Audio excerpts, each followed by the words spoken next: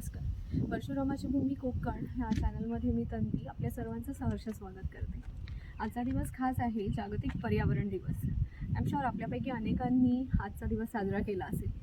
पण आजच्या दिवसाचे महत्त्व हे फक्त आजच्या एका दिवसापुरती न ठेवता रोज लक्षात ठेवून आपण काही सवयी नवीन लावून घेऊन तर काही सवयी आपल्या छोट्या छोट्या बदलून आपण सुजाण आणि निसर्गप्रेमी नागरिक होऊया.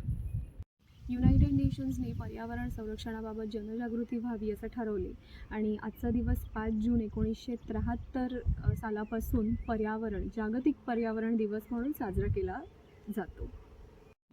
ह्याआधी कधी सोशल मीडियावर येऊन अगदी ह्या बाबतीत व्यक्त व्हावं असं कधी वाटलं नव्हतं. पण जेव्हा मी कोकणात येते, रोजचं दैनंदिन जीवन इथे जगते, निसर्गाशी जोडली जाते आहे आणि अनुभव घेते वेगवेगळे, तर तेव्हापासून मला असं वाटतं आहे की आपण खरंच पर्यावरणासाठी थोडाफार का होईना आपण आपलं कॉन्ट्रीब्युशन दिलं पाहिजे.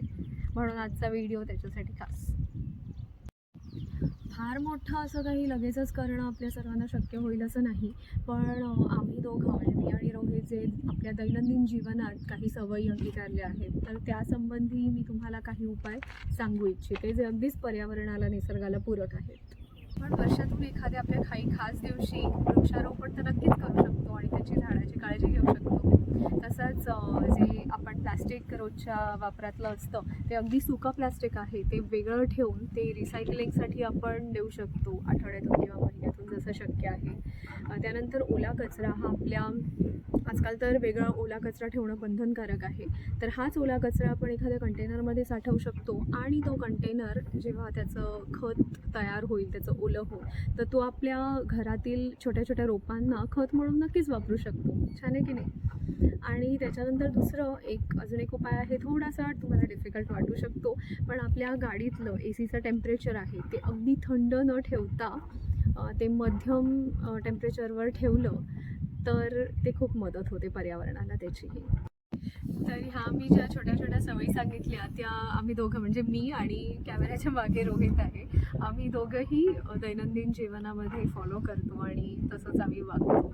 आणि ह्यामुळे काय होतं की आम्ही निसर्गासाठी आपल्या पर्यावरणासाठी काहीतरी छोटा खारीचा वाटा उचलल्याचं समाधान आम्हाला मिळत आहे. तर तुम्ही सुद्धा हे छोट्या छोट्या गोष्टी करून असंच समाधानाने आयुष्य जगू शकता आणि तुमच्या पुढच्या पिढीला आपल्या काहीतरी आपण छान देतो आहोत हेही एक वेगळंच समाधान आहे आणि अशा प्रकारे तुम्ही छान जगू शकता. तर नक्की या गोष्टींचा विचार करा. धन्यवाद.